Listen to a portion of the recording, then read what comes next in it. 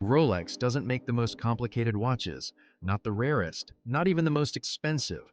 So, how did it become the most powerful watch brand on earth? This is the story of how Rolex built an empire. The story begins in 1905. A young entrepreneur named Hans Wilsdorf believed something crazy. He believed wristwatches could become more important than pocket watches. At the time, nobody took wristwatches seriously. They were seen as fragile, inaccurate, mostly jewelry for women. But Wilsdorf saw the future before anyone else, and that vision would change watchmaking forever.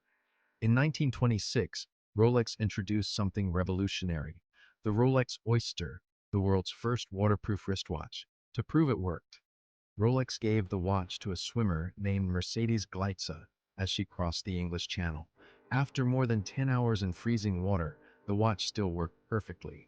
Rolex didn't just make watches anymore, it created trust. Then came the models that would become legends. The Explorer, built for mountaineers, the GMT Master, designed for pilots crossing time zones, the Submariner, created for divers exploring the deep ocean, and eventually, the Daytona, a watch born from motorsport and speed. Rolex wasn't chasing fashion. Every model had a purpose, a mission, a story, and that made them unforgettable.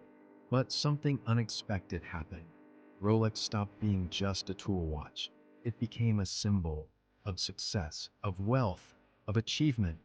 Presidents wore Rolex. Athletes wore Rolex. Billionaires wore Rolex. And suddenly, owning a Rolex meant you had made it. Over time, demand exploded. Waiting lists grew longer, prices went higher, and Rolex became more than a watch. It became social proof. So, why did Rolex win? Because Rolex understood something most brands never do. People don't buy watches only for time. They buy identity.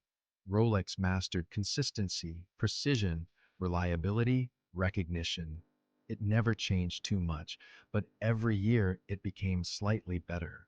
Stronger movements, better materials, more precision.